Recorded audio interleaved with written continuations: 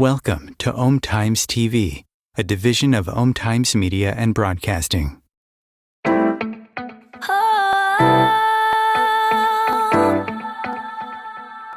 Royce Morales is the founder and teacher of the Perfect Life Awakening program, author, columnist, and expert on mirroring.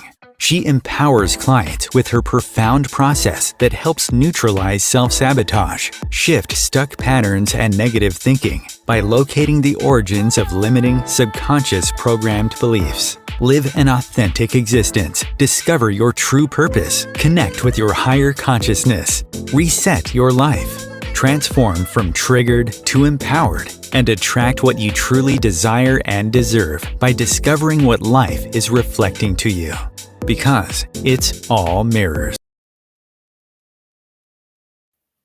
Hello, welcome to my show. I am so excited today because we're going to talk about something that's near and dear to my heart, imposter syndrome. I suffered from that syndrome most of my life, well, until I started doing spiritual work, but I didn't even know what it was called in those days. And it's interesting because no matter how much success we attain or how many accolades we get, winning gold medals, whatever it is, buckets full of money, we still often feel like an imposter, a fraud, a phony. So why is that? I'm going to get into that today. And just to let you know, I was a forever artist. I arrived here with a lot of talent. And I knew probably by the age of 7 or 8 that I was going to be a professional artist. I just knew it. And no matter how much praise I received or how many people swooned over my latest creation, or even when I would get an A from all my art teachers and they would call me the best artist in the school and all of that, I never lost the feeling that I was completely faking it. And I always felt like I was just a good imitation of previous artists who were much better, more creative, more innovative, more talented than I was. And part of me knew that wasn't true, but I could never convince myself of that.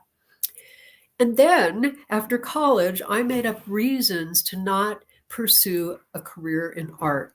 I would, turn my nose up and say, "Oh, I'm not going to do that. I'm not going to prostitute my art, and I'm not going to sell out and be a commercial artist." I was far too above that. And yeah, that was all BS, because what was really going on was I was terrified that I wasn't good enough.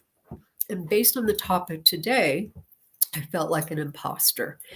So my guest today is a great example of someone who believed she was an imposter. She's an artist, a professional artist. And it just seems like artists, creative types, are more prone to it. And we'll talk about why that is when I bring her on today. But before I bring her on, I want to explain what imposter syndrome really is and what it's mirroring, because that is the theme, as you all know, of my show. It's not some rare disease that only a few people have. And I hate to say it, but I believe that imposter syndrome is something that we all suffer with to some degree. We're kind of like faking it through life. So it's not some rare, unusual thing that only a few have. And it appears to be the complete opposite of narcissism, but I think it's the flip side of the same issue, which I'll get into. So let's pull up my slides, and I'm going to start explaining what imposter syndrome is. But I always like to remind everybody first, before I get into the information, what is mirroring? That is the theme of my show. And I want to explain mirroring so you'll understand where I'm going with all of this. So what is mirroring? There's an unalterable universal law of energy that states nothing can ever be suppressed. So we have our seesaw example. Push down one side of a seesaw, the other side always comes up. So if I'm pushing something down, whether I'm pushing my emotions down or my belief that I'm an imposter down, it's going to come up in some way in your life. So others reflect what we're suppressing or in denial of about ourselves. And the rule of thumb is that when a button is pushed, there is always a mirror to be seen. So if something bothers you, if somebody says something and it pushes your button, or something's going on, even in the world, and you find yourself getting angry about it or upset or triggered, there's something to see about yourself. And I find that mirrors are the best tools to help awaken us to who we really are. So if we see something mirrored in our face about what we're denying, we can wake up and go, oh, wow, I'm that way. Well, gosh, I need to do something about that, or I need to look at that. So that's what mirroring is. Let's talk about the next slide. So what is imposter syndrome? This is a false belief, and I emphasize the word false, and I emphasize the word inner belief that convinces you to doubt your skills, your intellect, your accomplishments, and therefore you believe you're not worthy of praise, recognition, or success, or money, or whatever it is. It manifests in a constant state of inner criticism, and it seems to get triggered even more when we're stressed. So you have that deadline and you've got to get this thing out there, and oh my God, I can't do it because I'm a fraud. Now, I think what is most important about imposter syndrome is that you live with fear of being exposed as a fraud. It's like walking around like this all the time going, oh, they're going to find out, they're going to find out that my success was unearned, and others are going to expose me, and they're going to bust me, and they're going to fire me, or they're going to, so that's the biggest fear that imposter syndrome generates in us. So let's go to the next slide. So what happens from imposter syndrome? These are some various ways that it shows up, various acts that we take on to kind of cover it up, so to speak. So the first thing that we do is we become the perfectionist. If I do it perfectly, if I don't do it perfectly, I've failed. I have overwhelming self-doubt. So I have to cover it all up by doing everything perfectly. The second way that it shows up is becoming the superhero. I cover up feeling like a fraud by working extra hard and doing these amazing things and saving people and all that stuff. The third manifestation is the natural. Things are so easy for me, so I must be a fraud. That's how it was for me when I was an artist. It was never a challenge. I would just come up with these things and they were great. So I must be a fraud. It's too easy. The fourth one, the soloist. I need to do everything myself. If I ask for help, it means I'm incompetent. And part of that also, just a little bit in there, is if I'm doing it myself, nobody's going to find out that I'm faking it. Now, the fifth one is become the expert. I judge myself by how much I know, and it's and I'm never enough. So that's how it manifests, among other things, but those are the main ones. And let's go to the next slide. Here are some symptoms. Check the boxes to see what symptoms you might have. Feeling driven, obsessive, or procrastinating. It's kind of, again, the duality of this. Feeling incapable, never feeling successful, never feeling the love or recognition that's given. I think I've said that one already. Feeling that if you do receive success, oh, it was an accident. If they had really looked closely at that thing that I wrote, they would have seen all the errors. So it was an accident. Fear of failing, yet equal fear of being exposed as a fake. Now, this one is really important. Gigi, hey, Gigi, quiet. That's my dog. She does not suffer from imposter syndrome. Number 5, can't enjoy or experience love, success, etc. So you might be drowning in amazing success, but you can't allow yourself to really experience it and enjoy it and have fun with it. If you do receive all of that, success, love, etc., part of you probably subconsciously tries to destroy it. So whatever that means to you watching this, but take a look, because a lot of times we subconsciously destroy, self-sabotage ourselves, especially if we're suffering from imposter syndrome. I shouldn't use the word suffering. Number 7, we live in fear that love, success, etc. will go away. So we try to protect it in some way, but we don't feel deserving of it. So it's, again, a duality. Number 8, we must give to others. We must be attuned to their needs from a fear-based place. So, oh, that person really needs me to do this painting this way. And so we do it this way, even though it doesn't feel right to us, but we've got to please them.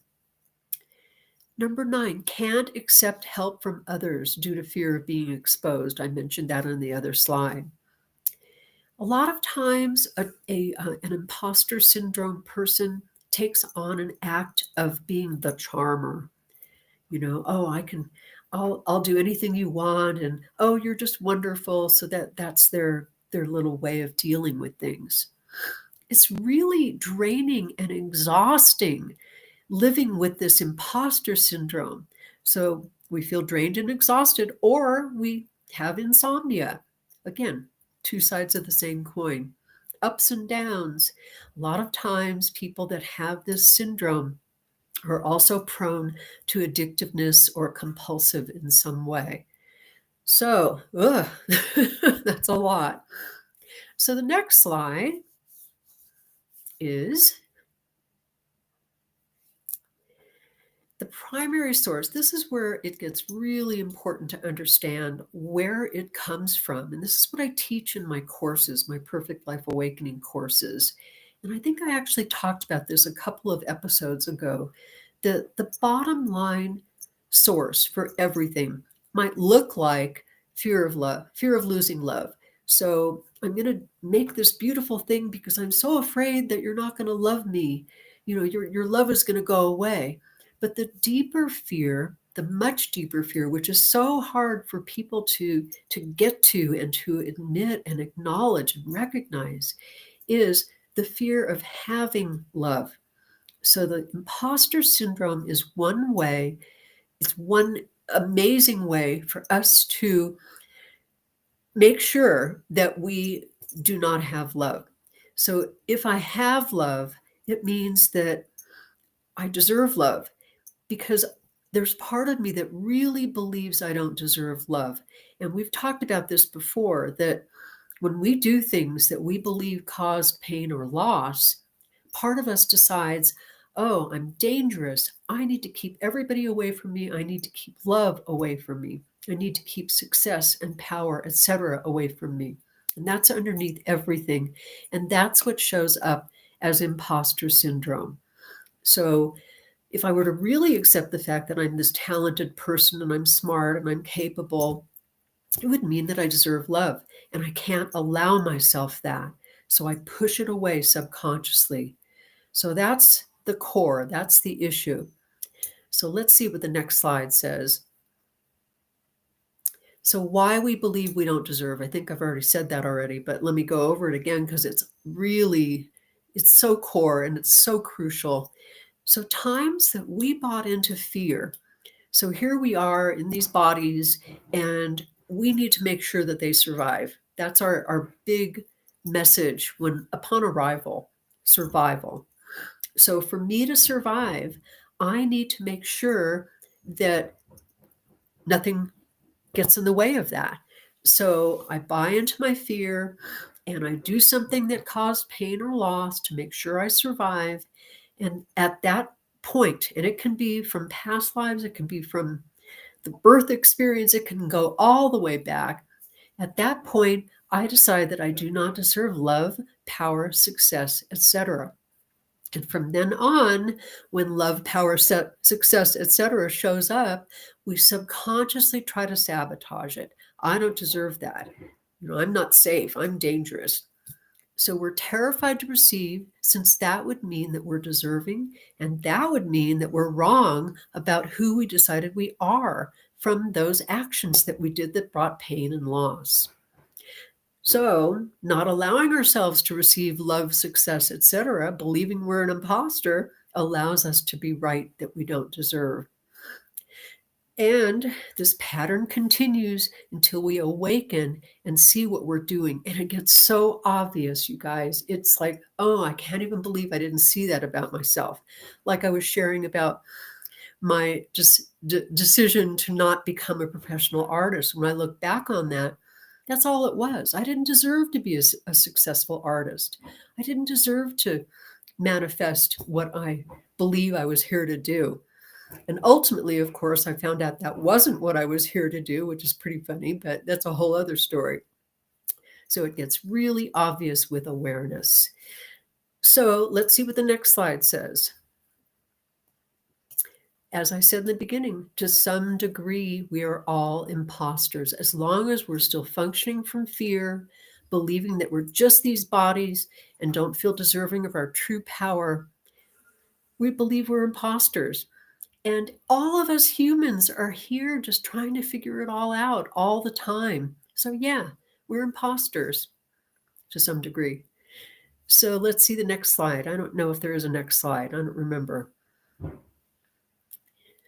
Oh, here we go. Yes, dealing with imposter syndrome. That would be good. First step is awareness. So notice the negative thoughts and beliefs residing in your head, especially when you achieve or are about to receive success, recognition, love, etc. My husband is a baseball fanatic, and I personally don't like baseball.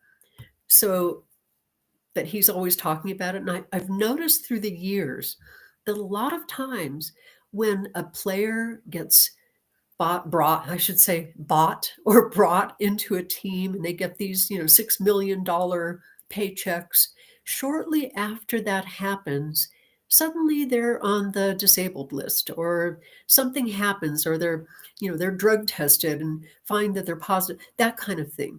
So that's, as far as I'm concerned, that's a real indication of imposter syndrome. Suddenly I'm getting $6 million. I don't deserve it. I have to destroy it. So awareness of that. Where is it that you're destroying something that you just received? The next step is notice fears that come up when achieving success. So I just got that $6 million. I don't deserve it. What if they find out that I'm a fake, etc.? And notice the various ways that you sabotage your success. They should be obvious when you start to see them. And then just to do a little plug for my Perfect Life Awakening courses, do inner work to resolve where you decided that you don't deserve success, etc. And that's where we get down to the nitty gritty, as they say, and discover the origins of where I did something and I'm still beating myself up about it and saying that I don't deserve. So that's the step by step. Now let us bring on my guest. I want to introduce you to Carol MacConnell. There she is. Welcome, Carol. Thank you so much. I learned. Sorry. Go ahead. I was just going to say, I learned so much from your slides. They were excellent. I'm glad. Yay. So let me introduce Carol to you. And I'm just going to read it because there's a lot to say about her. Oh. Carol MacConnell has been a full-time professional artist running her own business for over 20 years. That in itself is admirable. Her artwork has morphed through many incarnations, from realism to abstract, and you can see behind her, there's one of her beautiful paintings. And her contemporary work is huge. It's large scale, and it's used by interior designers, art consultants, and corporate clients. She paints 6 days a week, never gives herself a break, and she shares studio space with 200 other artists who probably all suffer from imposter syndrome. And even though she has sold some of her work for 5 figures. She still feels like sometimes, I don't know if all the time, but she still sometimes feels like an imposter. And as I was saying before, I think that creative types really suffer from imposter syndrome more so than us ordinary humans.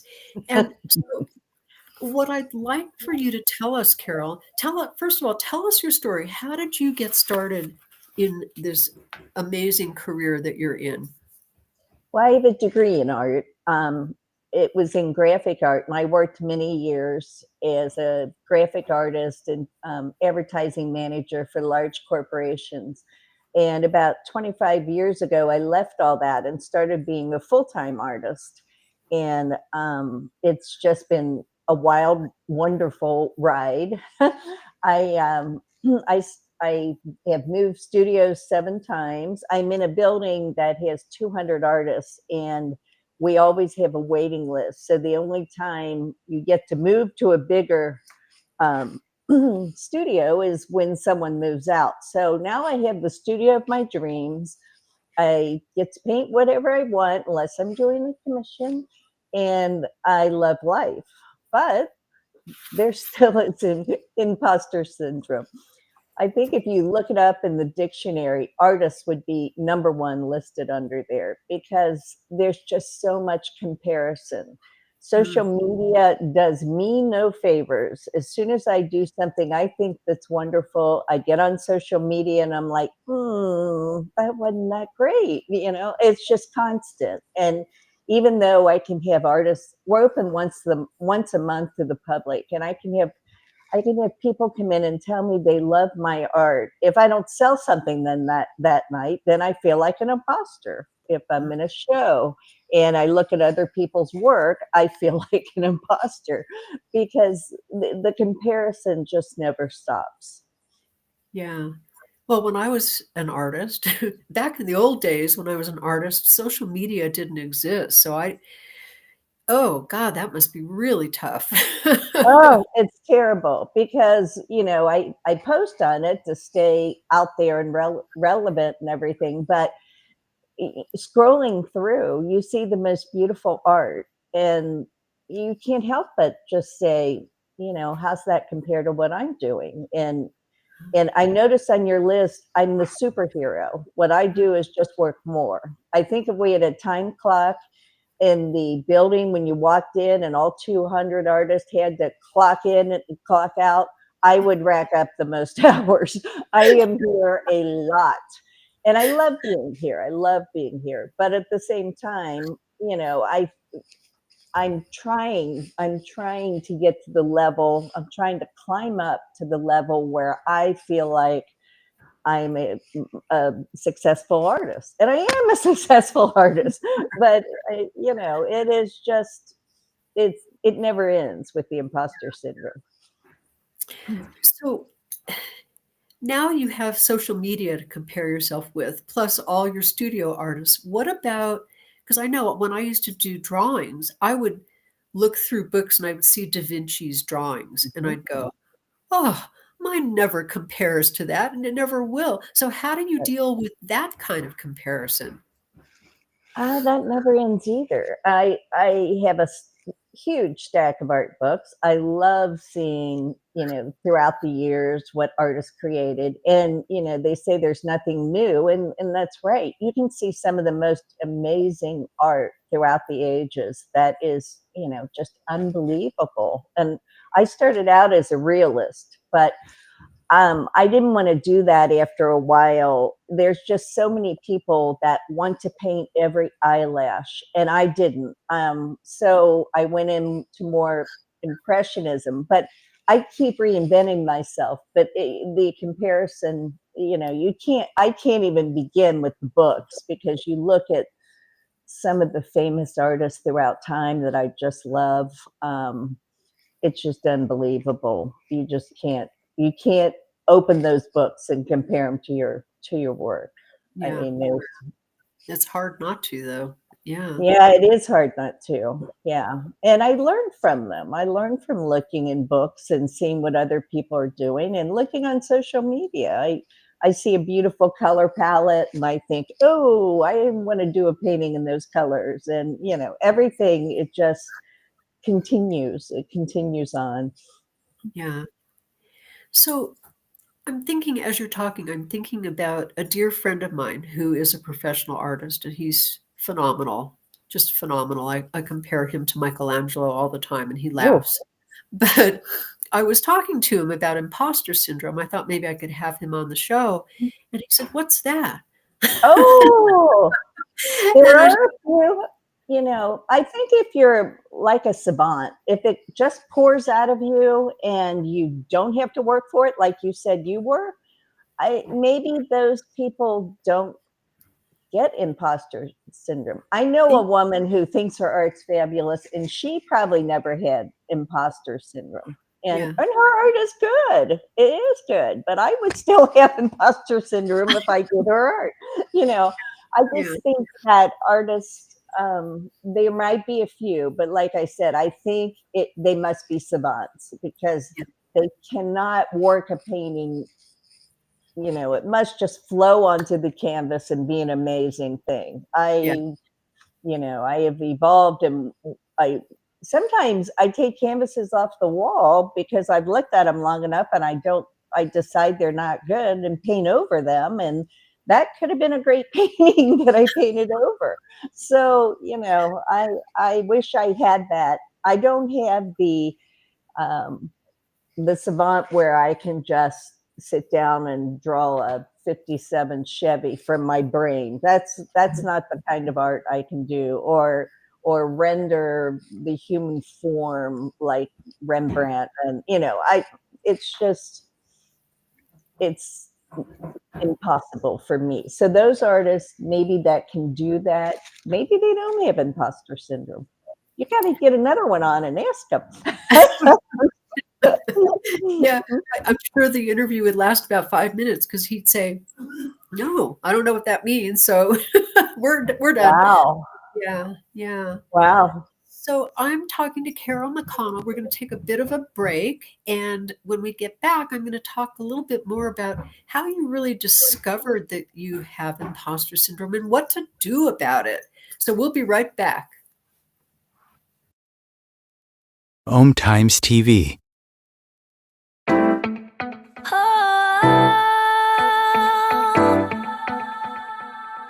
Do you want to break free from old patterns and limiting beliefs that subconsciously sabotage your life? What are your triggers, and what really is beneath them? Are you seeking answers to life's big questions, intrigued by the possibility of self-discovery that goes deep? Looking for tools to help you break free from hidden sources of feeling stuck, confused, and unworthy? Perfect Life Awakening takes you on an epic inner adventure that shifts your perception of yourself, others, and life permanently. Identify and overcome the origins of subconscious triggers and limiting beliefs holding you back.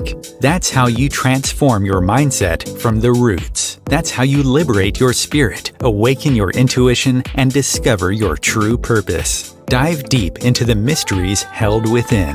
Embark on a life-altering journey of self-discovery. Be a trailblazer within your own life. Go from triggered to empowered, because you deserve a perfect life awakening.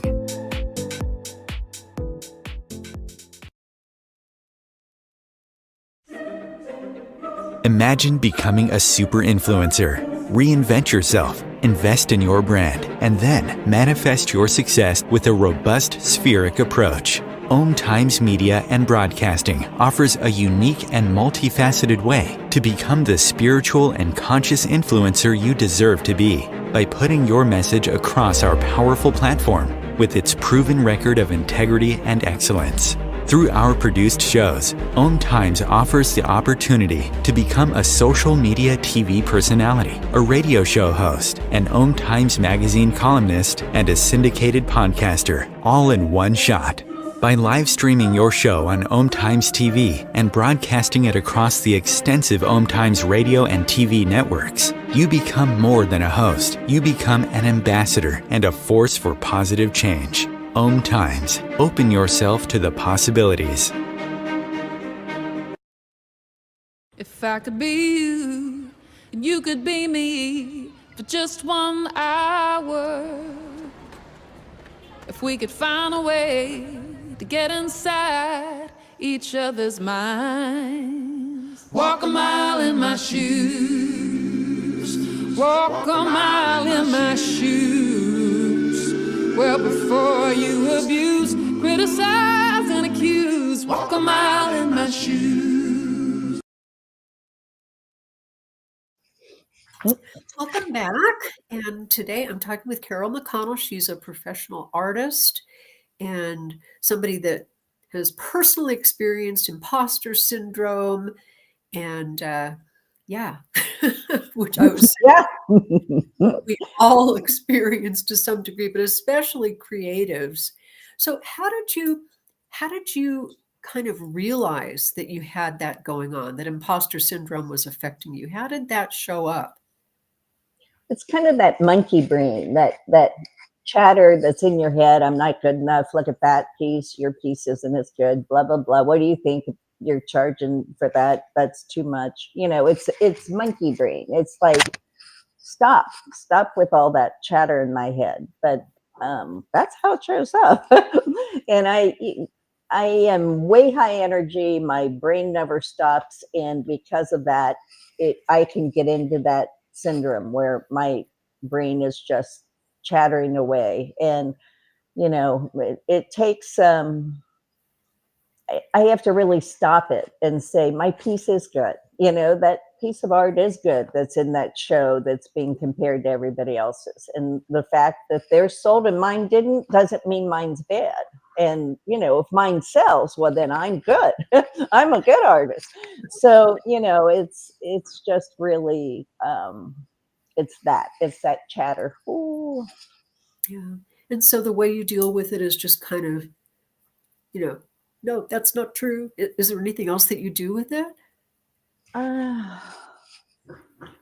That's what I do. I talk myself down from the ledge, you know. It's like, my art is good. I know I'm a good artist. It's just that there's times in comparison to other people, I think my art is no good. And when somebody comes up and says, your piece is my favorite in the show, well, that'll knock it out of my head for a little bit, you know. I mean, Yeah.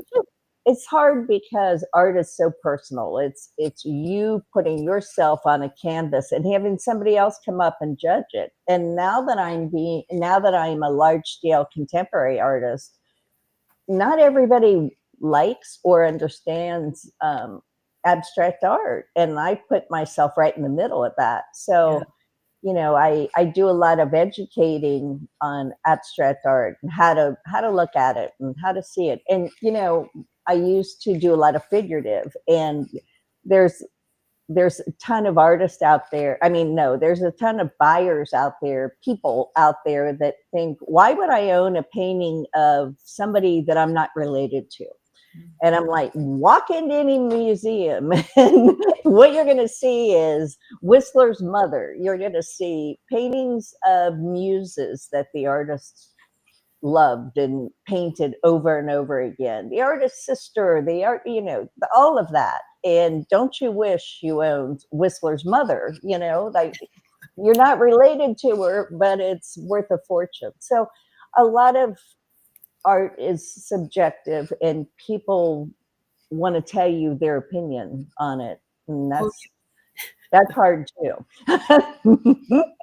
We used to own was a gift shop / gallery in Redondo Beach, California. We owned it for 21 years, and we had walls and walls and walls of local art and beautiful thing. I was very particular about what I would carry. And at one point, I brought in an artist that was completely abstract. Her work was gorgeous. I can't even tell you how many times people would look at it and go, I could do that. Right. My 5-year-old can do that. Exactly. Oh, yeah. And you talk to there's a ton of realists out there that would say, I have no idea how to do abstracts. Abstracts are much tougher because the decisions aren't made for you already. When you're copying a photo, there's all your decisions. You've got to put the line here because it's here in the photo, and so you copy what you see. But when it's got to come out of you, and it's got to have balance, and it's got to have value, and it's got to have composition and all that, actually it's much tougher. I thought being an abstract artist would be easy too. It's much more difficult than when I painted realistic things. It's because you have to come up with something on the canvas that is pleasing, that checks all the boxes, and that's not easy. It's really not. So it's an education. And contemporary, I've limited my market down to contemporary homes, basically, because you're not going to see a lot of abstracts in traditional homes. It would be, I do love putting abstracts in traditional frames, like real ornate frames. Stick an abstract in there, it's just beautiful. But you're not going to see, my market is very small, but that's the market I want to be in. So I deal with that. And you know what I would say to people when they would say that to me? Oh, I could do that. my kind of snarky response was, but you didn't. Yeah, you didn't, and I doubt that you really could. I mean, people, you see bad abstracts. You see where everybody wants to be Jackson Pollock and they just splatter paint, or the colors are so garish and bright that it's not working. That's people trying to be abstract artists. They're, it's just not there yet. It takes a long time to figure out what is, and to do your style. I mean, you can copy another abstract artist's style, but that's not authentic. There's nothing about that is good. It's always going to be second. It's not going to ever compare to the original art. So you've got to find it inside you and put it on the canvas. It's really much harder. I've done them both. Yes. So how do you say that you deal with interior designers and stuff for homes? How do you see? This was the snobbishness that I expressed when I decided to not go commercial. I said to people, I don't want to paint paintings to match somebody's couch. I do. No, I get that. And you've got to know if you're that kind of artist. You don't want to do commissions for interior designers because you'll go crazy. Because I've painted my wall in the studio the color of their wall so they can see it exactly on there. It's their painting. It's not my painting. So I will, it needs more purple. That red's the wrong shade. You've got to be able to hear all that and know that you've got to respond to it. It's just, you can't say, well, I think it's right the way it is. Well, you're being paid to do a commission. It's one of the reasons I don't do portraits, because nobody knows what they look like. Everybody thinks they look 20 years younger than they do. And I've done some portraits and it's just terrible. But with interior designers, you've got to know what kind of artist you are. You've got to be able to do what they want. I mean, you're going to end up with a painting in a beautiful room that you did. And I'm not saying sacrifice all of your artistic morals, but if they want an abstract painting and I have too much red in it, I'll turn the red down. That's not a problem. So you really have to know yourself. Yeah, I was just going to say, being an artist, or in most professions, but I would say specifically in the creative arts field, you're exposing yourself to the world. So how does that fit with being an imposter? How do you deal with that? You fake it till you make it. That's where that comes in. They've picked you because they've seen some piece of your art that resonated with them, and they want something like that for the design that they're doing for this room. And they're giving you not the authority, what they're making you an expert in this. You are the expert. You're bringing the painting to them. That's going to be the jewelry in the room. It's going to be the beautiful wow factor. So, I just think that when an interior, and I've done some crazy commissions. Oh, especially during COVID. I did one where it was going to be a wedding gift from the mother to the daughter, and the couple had honeymooned in like Rio de Janeiro, and they wanted a painting of them salsa dancing. They didn't salsa dance. They had a picture of them. They looked like stiff robots, and they wanted her in a red dress with fringe. They didn't have that red dress with fringe. They wanted other dancers in the background. They wanted a town of Rio de Janeiro, a street scene, and behind that was a mountain. That was 10 different photographs that I put together in one painting. I can't say I loved doing that. It was quite the challenge.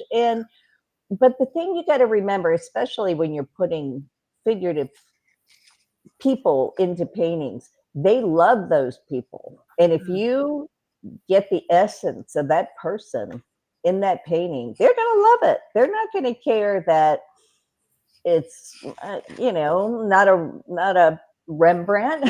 They're not going to, because they love that person. They love that scene. And they loved it. Would I put that in my gallery? No, it's not work I would put in my gallery, but it's a commission that I wanted to take on the challenge, especially during COVID. And, that's that. There's a lot more fun commissions than ones like that. But, COVID put us in a different world, and I was responding to it. So. So in terms of imposter syndrome, just to give you an example of what I went through when I first started teaching, and I've been teaching for over 4 decades, and people would arrive in my classes. I was teaching out of my living room until I moved into my healing space, and they would all want to pay, which shocked me, because why would anybody pay for what I know? Imposter syndrome, signal number 1. And so I said, okay, well, what about $5 a class? Would that be okay? Wow. I know. Not valuing you. No. And so they all paid it willingly. There was no problem. And then through the years, it went to $10 and $15 and $25 and $30. As I felt more deserving and as I recognized the value that I bring to people. So how does that work in terms of selling your art? Do you find yourself going, oh, okay, $100 for this painting? Or, how has that evolved in you? Well, it takes years to learn how to paint. You're always learning as an artist. And I price there's sometimes when I know somebody really wants that painting, and it's priced higher than their ability. And I do feel that, but I also know that I've spent years and years and years learning my craft. It's not something, one of the questions I always get is, how long did it take you to paint that? Well, that really has nothing to do with it, because if magic happens, it falls on the canvas in 1 or 2 days. If I beat it like a dead horse, it's a dead horse. It's never going to be a great painting, and I could work on it 3 months and it's still a bad painting. So, people want me to slave over it and, really have made, tons of time to make this painting. But what they don't understand is the years of time I put in painting. So, yeah. There's I heard this Chinese proverb kind of thing, and I'm not the greatest storyteller, but there's a Chinese artist standing outside a shack, and he's doing artwork, and somebody comes up and they say, I want a chicken. And he says, come back in a week. So week goes by, the couple comes back, and the artist, and they say, we're here to pick up our chicken painting. And he goes and hands it to him and charges them $500. And they say, well, how can you charge us $500 when you just did it right now? And he opens the door to a shack, and in there are 200 chicken drawings. He's worked all week to perfect the chicken drawing that he can do quickly and hand to them. And that kind of is what it is with the art. I've spent years doing it, and maybe this painting happened quickly. That is a godsend when that happens. That's when you're in the flow and everything is going perfectly and everything you do is right. It's unbelievable. But it's kind of funny because I'm launching my first masterclass, which is an online course, and I'm put a ton of time into it, and it's for artists who want to work with interior designers. And I'm only charging $77 for it because I want to get it out to tons of artists. And I know how many artists out there that they've been sold a million things. I don't want to take a ton of money from them. There's a ton of value in there. I hope they understand that the price doesn't reflect the value. But, and maybe it's me being an imposter saying, I don't want to charge $249, because what if they don't like it? Yeah. But so it is funny. It's that brain. It's,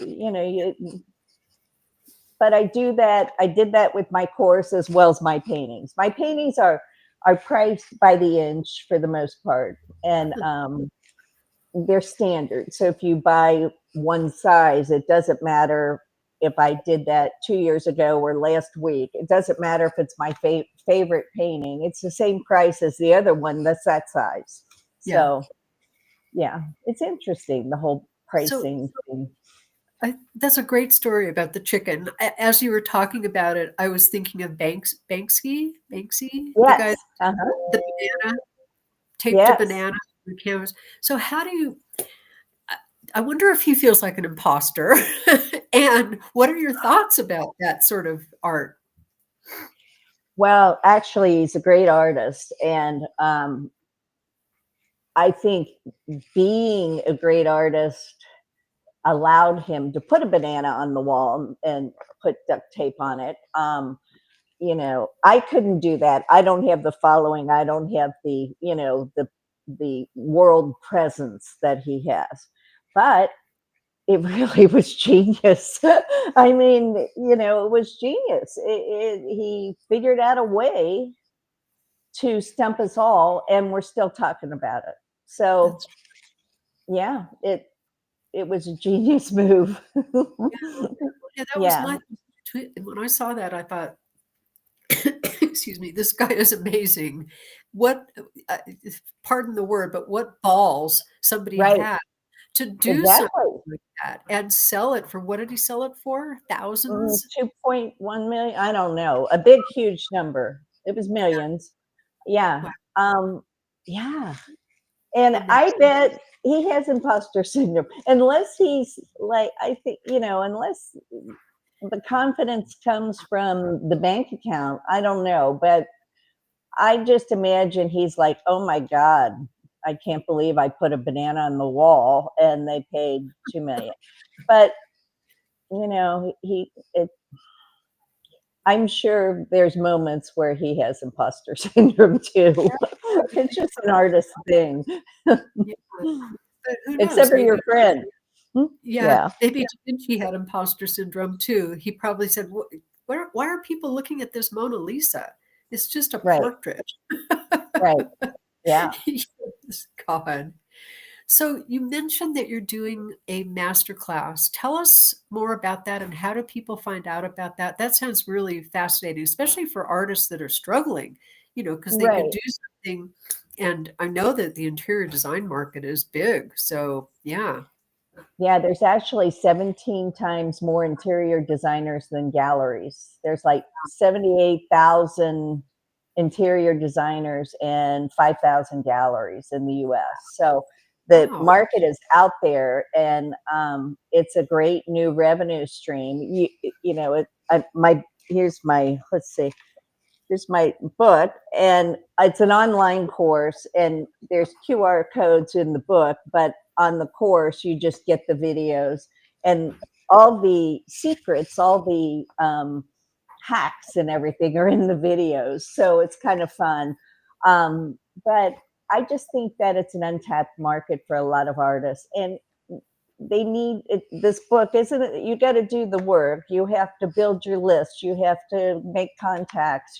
There's things you have to do, but I outline them all and tell them how to do it. So I'm very excited about it, and I just launched it today. It's been a ton of work, and I just hope artists out there can sink their teeth into it and really get a lot out of it. So it's more than just how to work with interior designers. It's how to elevate their art business. So it's really, and then with that, for the $77, they get a second course on doing commissions for interior designers absolutely free. So, you know, how can you say no to that? So anyway, I'm very excited to do that. And if they want to find it, I'm on Facebook as Carol MacConnell, and my name's hard to spell. It's Carol MacConnell. Lots of double letters.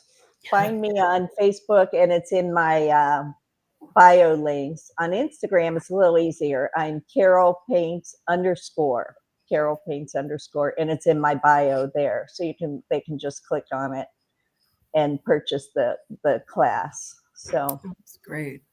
Good for you. Thank you for doing that for artists. Yay. Oh, thank you. I'm so excited. So if there was one bit of advice that you would love to give artists suffering from imposter syndrome, what would it be? I'm going to put you on the spot here. Well, I go back to fake it till you make it.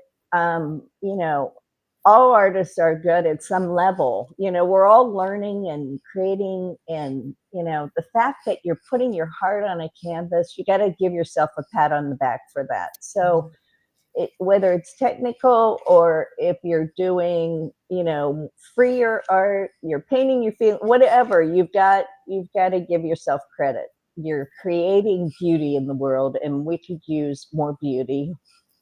That is for sure. Well, thank you for creating beauty. And you also mentioned in your bio that you are a co-author of another book. Do you have that one to share?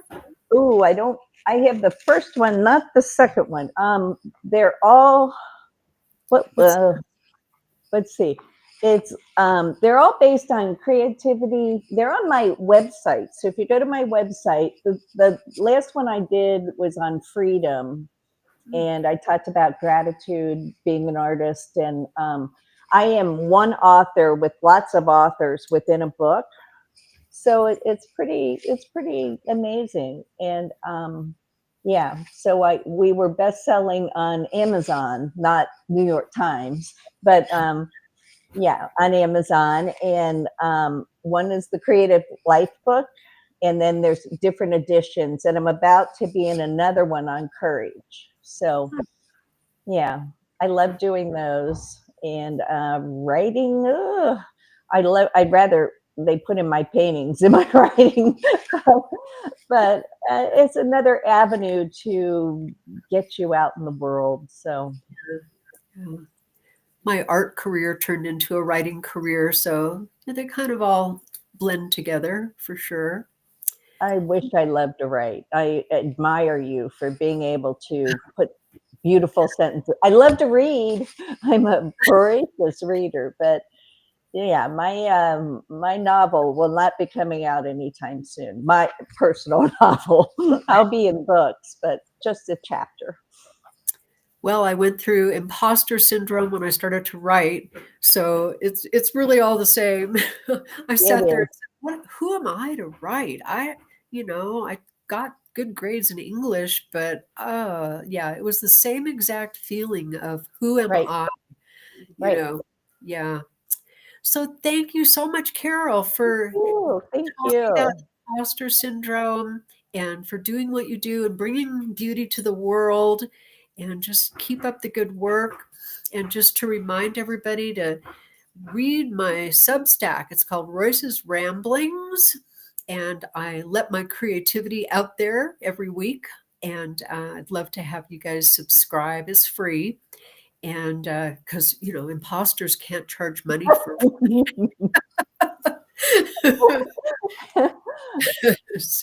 and go to my website, find out all the things that I'm offering. I help people to get to the origins of some of this imposter silliness that we live in.